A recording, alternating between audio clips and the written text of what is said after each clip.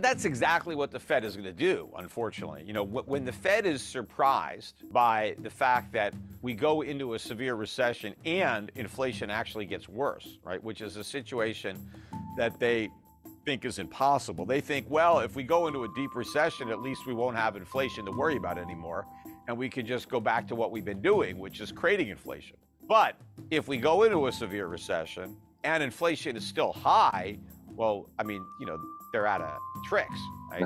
But I think that despite that, when push comes to shove, the Fed is going to pick the poison that it thinks is the least toxic, right? And it's going to say, you know what? Inflation is bad, but a financial crisis and a depression is worse. So we're just going to have more inflation. We're just not going to get back down to 2%, maybe 3 or 4%, whatever they're going to say. But hey, we're never going to get to 2 because the cost of getting there is too high. So we're just going to have to get used to living in a world with higher inflation because it's better than the alternative. Now, it's not better than the alternative. It's way worse. But the Fed and the government won't know that. And even if they do know that, all they really care about is the short run.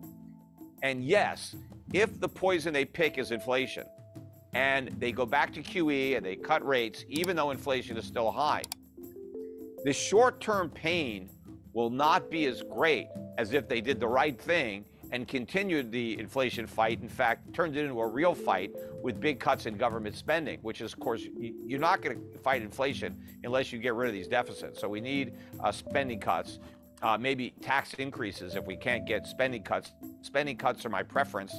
Tax increases would be the next choice, and not on the rich. Unfortunately, that's not going to work. So you got to raise taxes on the middle class and the working poor. So I'd rather cut spending to do that. But the inflation tax hits the poor harder than a sales tax would. When the politicians have to decide pain now or pain later, well, that's a no-brainer for the politicians. It's pain later, because later I might not be in office anymore. In fact, if we have pain now, I won't be in office because I'm going to lose the next election. So the way to minimize my own pain as a politician is to kick the can down the road, right? So I'm going to do whatever it takes to get me reelected. So if inflation now means pain later instead of now, even if it means some pain now, but the worst pain is later on, that's what I'm doing. The politicians will always sell out the long-term interests of the country for their own political benefit. And so that's what's going to happen. And the central bankers are really no better than the politicians. I mean, they're really political animals there.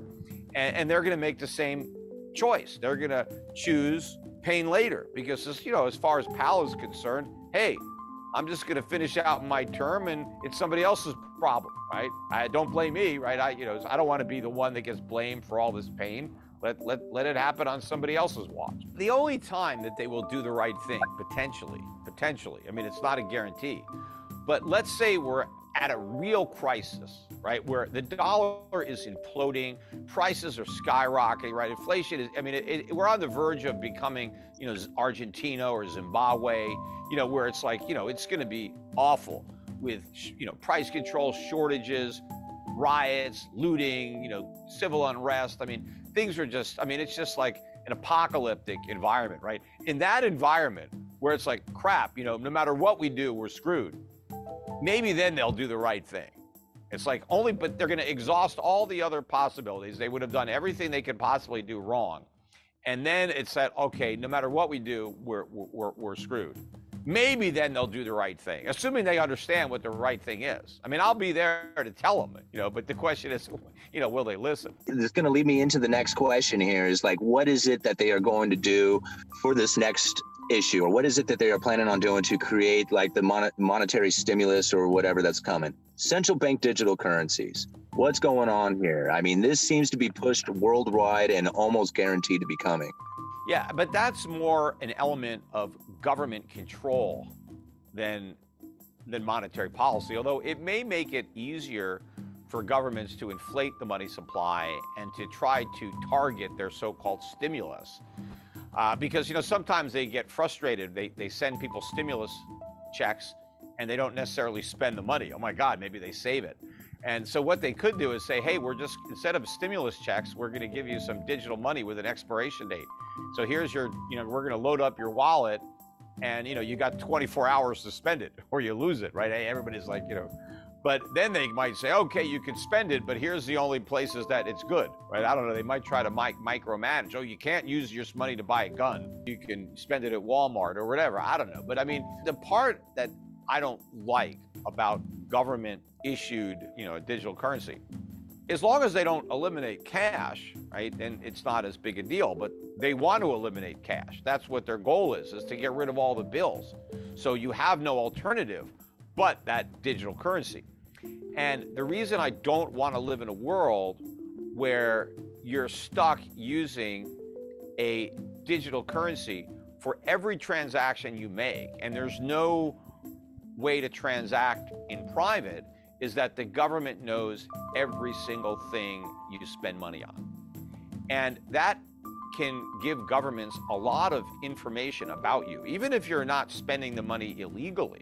For the government to know everything that you like, every cause that you support, everything that you do, they can create a profile of you, and potentially that they could use that profile in ways that could be harmful to you.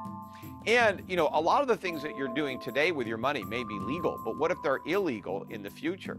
Because people just assume that governments are benevolent and they're good, but they tend to get very corrupt and get very evil. And a lot of times the governments become the bad guys and the resistance is the good guy.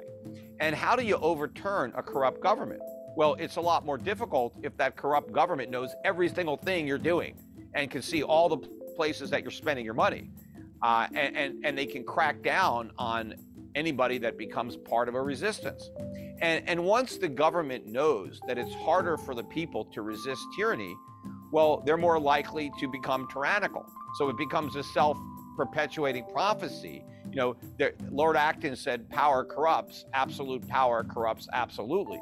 And so the more power you give government, the more corrupt government becomes. So you always want to be vigilant when it comes to government. You don't want to give up your liberties just because you'll get some extra safety. And because what the politicians are going to say is, oh, if we just eliminate cash, we'll make it harder for the drug dealers and the terrorists and the money launderers. And maybe that's true.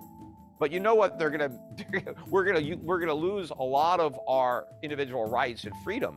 And it's just not worth the trade-off. And from my perspective, being in the financial service industry, I already see through this charade. All of the anti-money laundering that we have now, the laws on the books, all that stuff, yes, they say it's here because of terrorists and drug dealers and criminals, but that's just for the public to get them to approve the laws. The one goal that all these governments have in mind, the criminals that they really want to catch, are the people not paying their taxes. That's really what they're going after, right? They want the tax money. And so they think that if they eliminate the cash economy, then they're going to collect more taxes. Because there's still a lot of people today that do some work under the table, get paid in cash. That's who the government is going after, not the drug dealers, right? It's the guy that's driving his Uber and he's getting some money in cash, or he's doing some odd jobs. And that's why they now want all these payment companies to report all these small transactions, like $600 or more. They want all these transactions reported. Why? Because people were having income and they weren't paying taxes. And yeah, I guess a lot of these people are breaking the law, but a lot of people are in a situation where if they don't break the law, they don't eat. There are some people that, hey, this is what I've got to do to make ends meet, because if I paid taxes, I couldn't earn enough money after taxes to cover my expenses. So the only way I could do it is to not pay the tax. And I'd rather have somebody working and not paying taxes than just sitting on welfare. Because that at least they're productive, at least they're providing goods and services.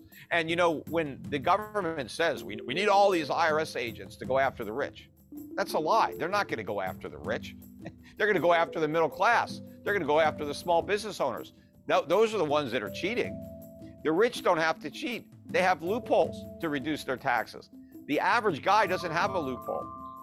So his loophole is, well, I'm going to make some money on the side and I'm not going to report it, right? Or I'm going to exaggerate some of my deductions. But you know, the minute you eliminate cash, they crack down on the underground economy.